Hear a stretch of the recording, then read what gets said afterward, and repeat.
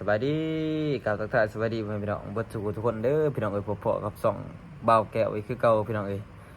หลังจากที่บ่าวแก้วก็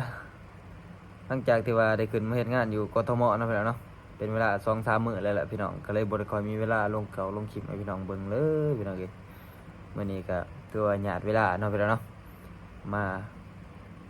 เสนอคลิปแล้วก็เรียกว่ามาสอบถามพี่ๆน้องๆทุกคนนี่แหละพี่น้องที่ว่าเรียนผ่านมาเห็นคลิปบ่าวแก้วเนาะพี่น้องเนาะในคลิปนี้บ่าวแก้วก็สิพาทุกคนมาเบิ่งว่าบังเอิญนะพี่น้องบ่าวแก้วนะบังเอิญเลยเรียนผ่านโทรศัพท์ไปบ่ได้ขอลงคลิปแล้วก็ไปเล่นโทรศัพท์พี่น้องแล้วไปเรียนเห็นคลิปบ่าวสุกพี่น้องเอ้ยเนาะคลิปบ่าวสุกพี่น้องบ่าวแก้วได้เห็นคลิปบ่าวสุกว่าเพิ่นมีเมียใหม่หรือว่ามีผู้สาวใหม่อะไรพี่น้องมีแฟนใหม่บ่อันนี้มันแม่นแท้บ่เนาะทุกคนเนาะบ่าวแก้วก็อยากรู้คือกันพี่น้องก็เลยอยากจะมาสอบถามถ้าว่าผู้ใดเป็น FC บ่าวสุกหรือว่าผู้ใดที่ว่าเห็นคลิปบ่าวแก้วกับทุกคน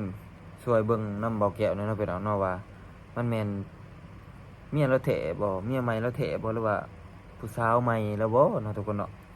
อยากให้ทุกคนคอมเมนต์บอกในพี่น้องมาว่ามันแม่นแท้บ่ทุกคนเนาะเพราะว่าบ่าวแก้วก็เห็นผ่านๆน่าสิเป็นผู้ใหม่นะพี่น้องแต่บ่ว่าได้เป็นแฟนบ่าวสุกเลยหรือบ่หรือว่าจังได๋เนาะพี่น้องเนาะจะได้ก็ฝากทุกคนไปติดตามและเบิ่งรับชมกับพี่น้องแล้วก็ฝากคนคอมเมนต์เด้อพี่น้องเด้อไปนี่พี่น้อง เห็นในคลิปว่าคืนหนึ่งเฮ็ดได้18เทื่อเดี๋ยวนี้ยังเฮ็ดได้อยู่บ่14 ปีนะ 24 ปีแล้วคือเฒ่าล่ะ โอ้ เท่าแต่แขว เออ แค่ยังดีนะ บ่โอ้ เขาได้หนังกระดอกเอามา เขามากบ่ถามพุ่นแหละถามน้องสาวพุ่นแหละเอาสิแพงๆแน่แหละเนาะอืม บ่เอาแพงดอก บ่แพงดอก 200,000ก็พอ โอ้ นี่เด้อพี่น้องเนาะจะสังเกตเบิ่งดีนะพี่น้องเนาะว่ามันสิแม่นความจริงบ่เนาะพี่น้องเบิ่งตามความจริงที่เห็นนี่แหละพี่น้องแล้วฝากทุกคนคอมเมนต์ตัดสินใจนำกันเนาะพี่น้องว่าแม่นแท้บ่หรือว่าจังใดจะได้ก็ฝากทุกคนคอมเมนต์บอกให้ทุกคนบ่แก้วก็จะพูด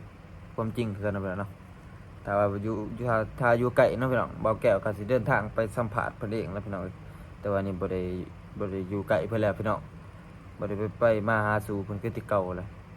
แต่เมื่อก่อนน่ะเพิ่นก็ปาแล้วเนาะพี่น้องกับเมียเก่าเพิ่นก็เลยว่ามาเห็นเรือนผ่านแม่นคลิปเพิ่นนี่พอดีพี่น้องเอ้ยก็เลยคิดว่าเพิ่นได้เมียใหม่แล้วบ่ก็เลยอยากจะมาถาม FC ของบ่าวสุกเนาะพี่น้องเนาะที่ว่าเรือนผ่านมาเห็นคลิปนี้ก็แม่นแท้บ่เมียใหม่บ่าวสุกบ่หรือว่าผู้สาวใหม่บ่าวสุกบ่เนาะพี่น้องเนาะก็ฝากคอมเมนต์บอกกันเด้อพี่น้องเด้อนี่ตามนี้เลยพี่น้องเอ้ย ถ้าเป็นคืน ไปหันทาง อ้าวไผสิอยากได้แม่นบ่ล่ะ หาว่าไอ้เพิ่นนา เออเดี๋ยวสิมา มาดีกับบางงามเพิ่นยังไข่ดองดิมาคายน้ำหมู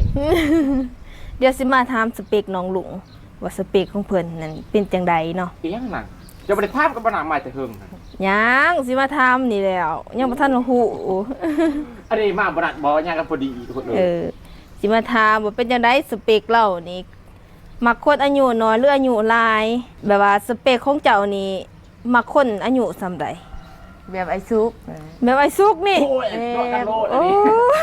ตัวกันโลดก่อนเดี๋ยวนี้ บ่ นี่เนาะพี่น้องเนาะสรุปแล้วกัน บ่สุกนี่ ท่านที่บ่แก้วเบิ่งนี่น่าสิเป็นผู้สาวเนาะพี่น้องเนาะน่าสิเป็นผู้สาวใหม่บ่าวสุกก็เป็นไปได้เนาะพี่น้องเนาะ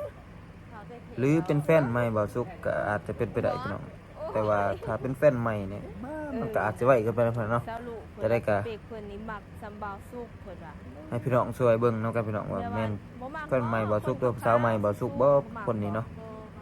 แต่ว่าบ่แก้วเบิ่งนี่อาจจะเป็นผู้สาวใหม่บ่าวสุกพี่น้องคนนี้เพราะว่าบ่เคยเห็นจักเทื่อคนนี้นะ บ่ได้บอกเด้อ บ่าวสุกนี่เราคนเมียหลายเด้อพี่น้องเอ้ยเราคนหลายเมียบ่าวสุกนี่ เออ เราคนรอก็เลยว่ามีแต่ผู้มักเราพี่น้องเอ้ย